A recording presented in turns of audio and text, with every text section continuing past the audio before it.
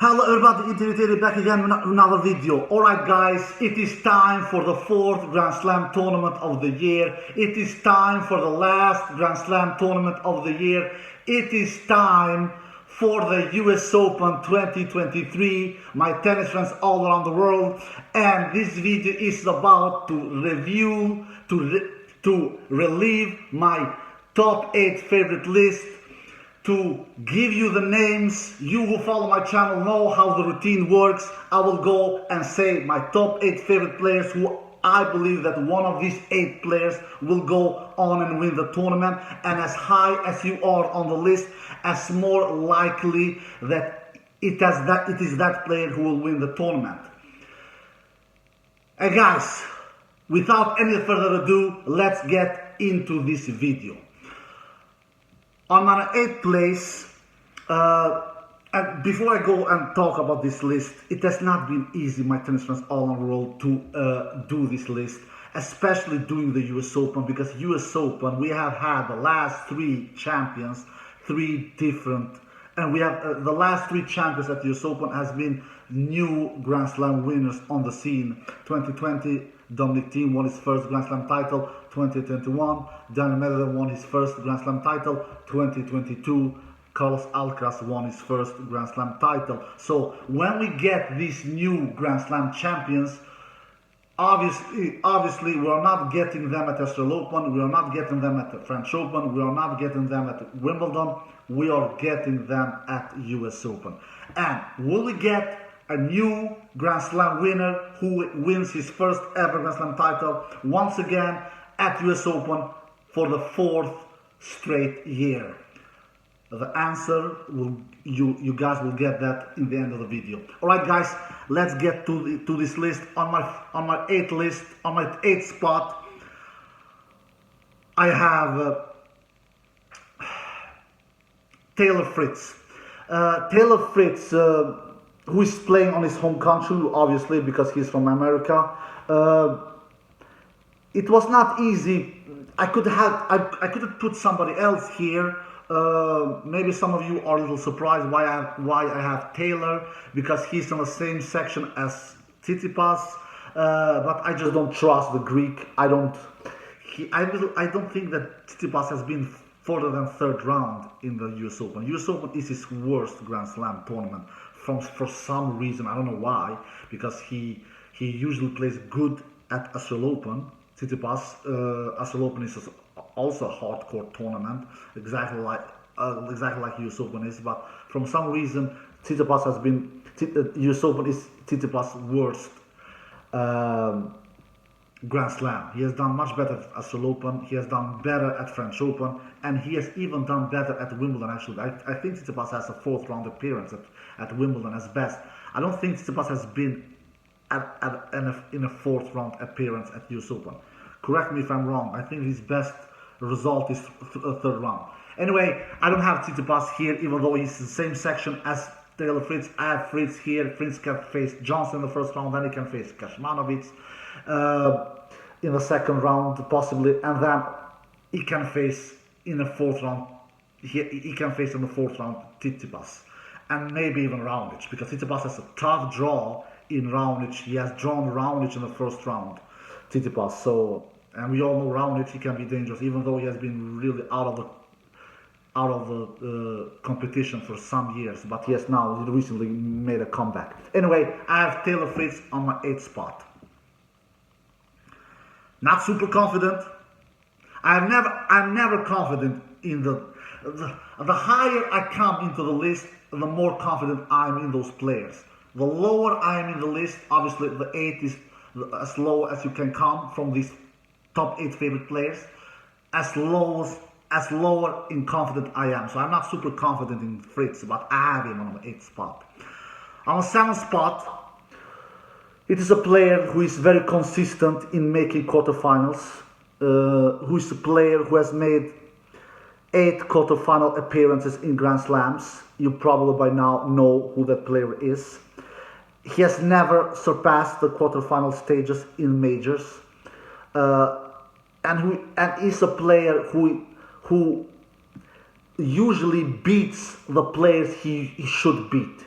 he doesn't lose against, at least not often, he doesn't lose against players that he shouldn't lose against. So when he loses, he usually loses against players who are really better than him. He doesn't lose against players who are not better than him, which is not the case with Tsitsipas. Tsitsipas can lose against players who usually should not beat him. Like, for instance, in last year's US Open, he lost the first round, Stefan Tsitsipas. That doesn't happen to Andrei Rublev a lot. He doesn't lose early in majors, not often. He's very consistent in making quarterfinals, so I think he will make a quarterfinal at this year's US Open as well. I am liking his draw. He has Rusevori in the first round. He's tough, Rusevori, actually, so he doesn't have the easiest draw. I'm not super confident in Rublev as well. I'm more confident in Rublev than I am in Fritz, but not super confident, because he can lose early. He can, really, he can. But I will pick him as on the 7th spot. So I think he has Rusevori in the first round. Then he can potentially face Monfils. Monfils, who is playing some really good tennis. He made a deep run at Toronto. And he lost in Cincinnati against Djokovic, Monfils, but he has lost million times against Djokovic. So he has lost 19 straight times. That is the biggest one-sided head-to-head in the tennis history. Nobody has defeated a player more times than Djokovic has defeated Monfils. 19 straight times. Anyway, so he can face potentially Monfils in the second round. Then he can face Humbert in the third round, Rublev.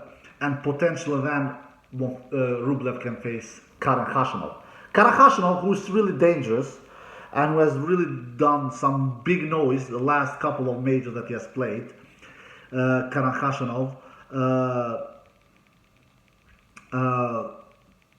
But he has been injured the last couple of months, Karen Khachanov. So I'm fancying Rublev more. I'm more high in Rublev than I'm in Karen Khachanov in this year's US Open. So I have Rublev on the 7th spot.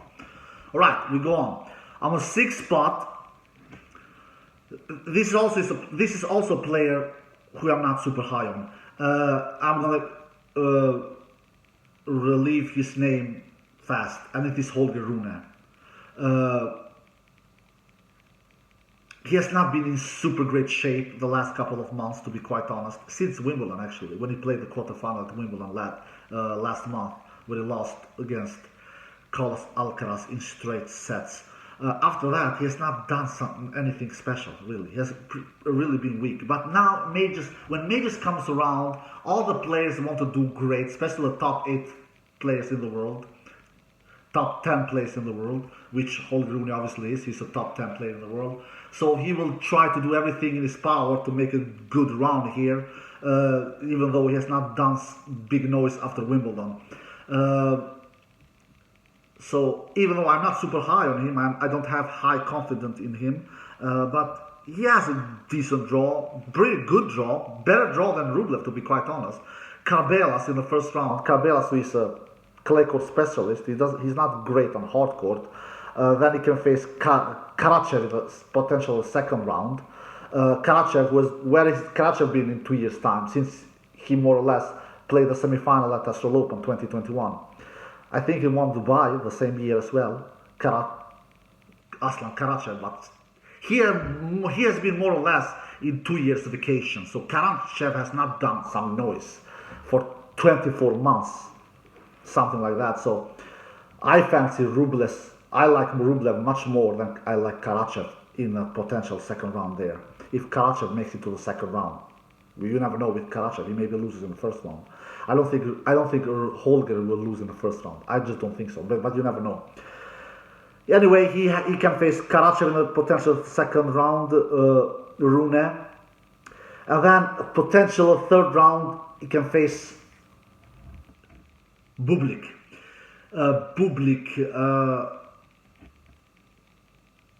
Bublik is always dangerous. Alexander Bublik, we all know he's super unpredictable. He has big highs and low lows, so you never know. But I like Holger more there. And then in a potential fourth round, he can face Fokina Rune. And we all know Fokina, Davidovich Fokina, he is super dangerous, has really good great shots, both forehand, both backhand, super fast on the court. So Fokina can upset Holger Rune in the potential fourth round. I will not be shocked at all if he does that. So, but I will put Holger Rune on my sixth spot. Not super confident, not super high on him, not, to be quite honest, I'm not, but I have to put someone there, so I will put him on the sixth spot, Holger Rune. Alright, now we are on my highest quarterfinal candidate. And the player I have on the fifth spot is the player I believe the most in the quarterfinal matches, where I believe he can really do damage in his quarterfinal match. And can make an upset and can beat the favorite in that quarterfinal match. And the players I have from 8 to 5, the player I believe the most can win this quarterfinal match is obviously the player I have on my fifth spot. And the player I have on my fifth spot, maybe you guys will get a little surprised here, maybe or maybe not, I don't know. I have actually Alexander Zverev. I was thinking about Zverev or Sinner. Who should I put there? And it was not an easy decision. It was not, really not, because obviously in this section it is all about Zverev and Sinner. It is between these two that it is between these two. It is all will be about who will make it the quarterfinal. Will it be Zverev, or will it be Sinner? If somebody else outside these two makes it to this quarterfinal, I will be surprised. It will definitely be one of these two. But if somebody else comes forward and take the quarterfinal spot besides these two, besides one of these two, because obviously not both of them can make it to quarterfinal, I will be surprised. But I believe that it is. I like Zverev in this quarterfinal section. Vukic he can face in the first round. He can face Altmaier in the second round. He can face Dimitrov maybe in the third round, or Murray. Dimitrov or Murray can face in the potential third round, and then he can face Yannick Sinner potential in the fourth round. And it is here. Look, in this fifth spot, I will do something I've never done before. I have to choose one name. I really have to choose one. I have chosen Zverev. I'm not super confident in Zverev. I'm not. We all know Zverev, who does a lot of double faults, but he has great balls. He is a great ball striker with both forehand and backhand. And if he gets a lot of first serve in, he can be unbreakable. So if he gets rolling with his serve, especially with his first serve, not with second serve, then he can be unbreakable. He can be really scary to face. So, but I have Zverev on the fifth spot. But if Zverev somehow loses before the fourth round, he can lose against Altmaier in the second round. Altmaier is dangerous. He is really dangerous. He will not lose in the first round, Zverev. But if Zverev loses in the second round against Altmaier, and if he doesn't lose in the second round, if he loses in the third against Murray, he can lose against Murray if Murray wins his first two matches. If not Murray, he can lose against Dimitrov. Dimitrov has been playing really good tennis the last couple of months. Really, he has been solid. And then if that happens, if Zverev doesn't make it to the fourth round, then I obviously pick Sinner to make it to the quarterfinal, obviously.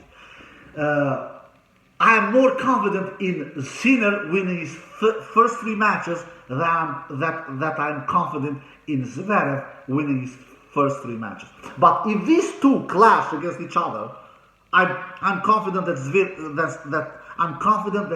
Sinner will be in that 4th round. I'm not as confident in Zverev that Zverev will be in that 4th round. But if these two clashes against each other, then I will pick Zverev to win that match. Zverev has a 3-1 head-to-head against Sinner. Sinner has defeated Zverev only 1 time in 4 matches, and that time was 2020, I believe, 3 years ago at French Open, where Zverev, if I'm not mistaken, was sick that match. He was not feeling 100% healthy. After that, Zverev has defeated Sinner in 3 straight matches. One of those matches that he has defeated him was at US Open 2 years ago.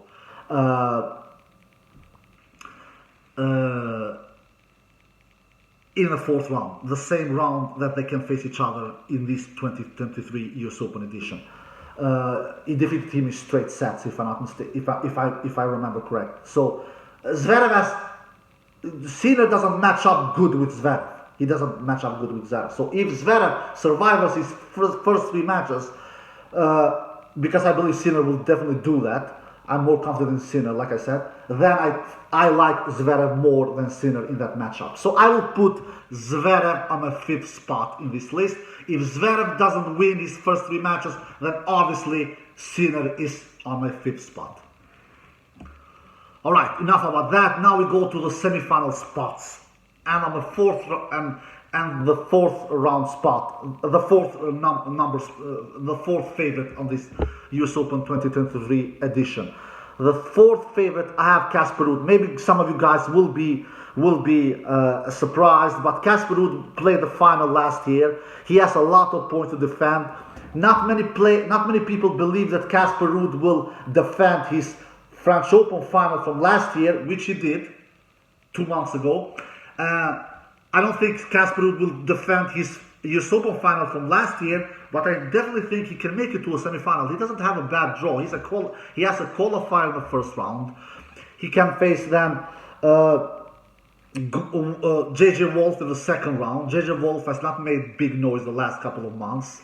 Then he can face Korda. He can be knocked out from Korda, definitely. Korda can knock out Casper Ruud in the 3rd round, but Korda has not played good tennis the last couple of months. He's coming into this US Open with really bad shape. I will go with Casper Ruud there. If Korda even wins his first 2 matches, you never know. I don't think Casper will lose the first 2 matches. I don't think so, but you never know. You never know. I trust only 2 players in this US Open 2023.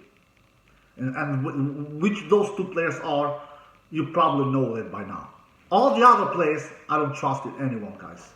Maybe even 3, because the 3rd player I trust in, he has really a great draw. I will come to him soon.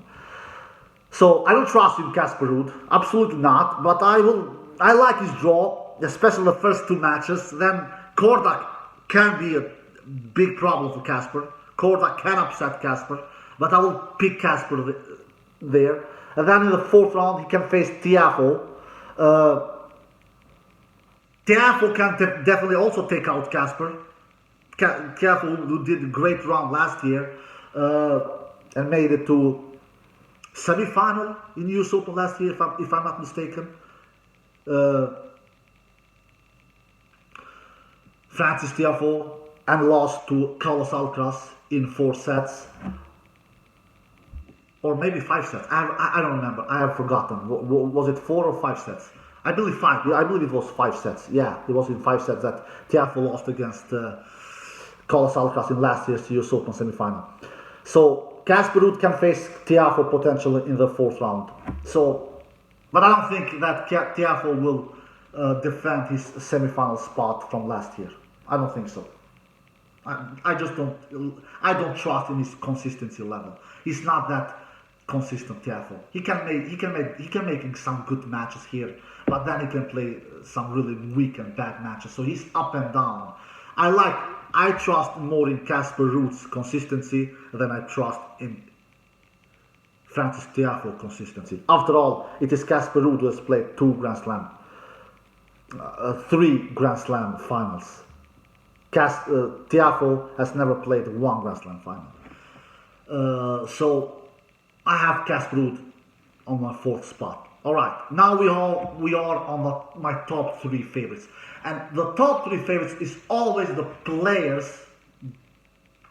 Obviously, like the numbers are telling, the players I believe the most in. The players I believe that one of these three players will lift the trophy. If somebody else besides these three players lift the trophy, I will be surprised. Not shocked. No, I will not be shocked. Tennis is a sport with small margins, so not shocked, but surprised at least. I expect that one of these three players that I will mention their names soon will win. One of these will win the US Open 2023. And as higher you are in the list, as more I believe in that player.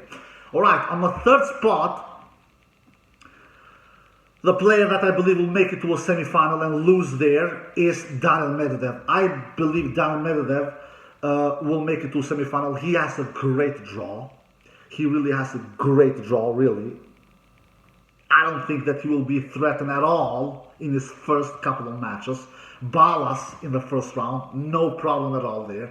Purcell in the potential second round, a dude from Australia. No problem at all there.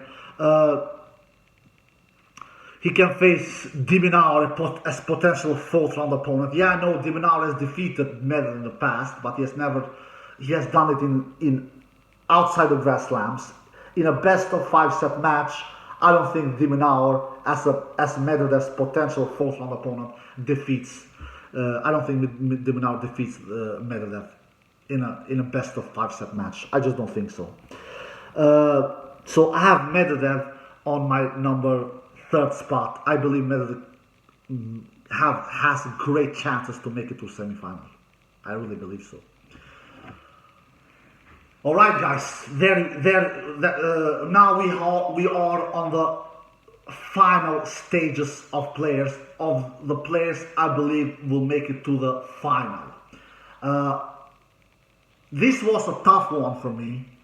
It was, and we all know which players are left. We all know it is not any rocket science here to not know the names of the players who are left in this list. And I was thinking a lot about who to put first and who to put second. Who to put first and who to put second. Who to put first, who to put second, who to put first, who to put second. I have thought about this for several hours since I saw the draw. And finally I made my decision, and my second place, who I believe will make it to a US Open final, but will not win that final. At least I don't think he will win it now. You never know. 2 weeks from now, maybe I will change my mind. I usually don't change my mind, but I maybe will change my mind. Sometimes I do it. All right. On my second place, I have Novak Djokovic. Yeah, Novak Djokovic is on my second place. He has an absolutely fabulous draw. Really. He has a great draw. Djokovic and Medvedev, from the top guys, they have the best draw of all. Djokovic has an absolutely, more or less, a cakewalk draw, if I can say it like that. He has Muller in the first round, Zabeta in the second round, Djere possibly in the third round, then Felix Alasime he can potentially face in the fourth round, if Felix even is in that fourth round, which I doubt that it will be. Felix has been a disaster this year. He has an absolutely impeccable great draw, Novak Djokovic. I can't see anyone threaten him.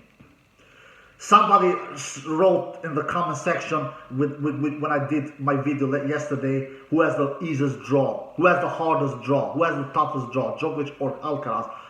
For sure Alcaraz. Somebody wrote to me that Vesely maybe can threaten Djokovic in a potential fourth round. If Vesely gets to that fourth round to begin with. Even if Wesley gets to that fourth round, it is one thing defeating Djokovic in Dubai, like Wesley has done once.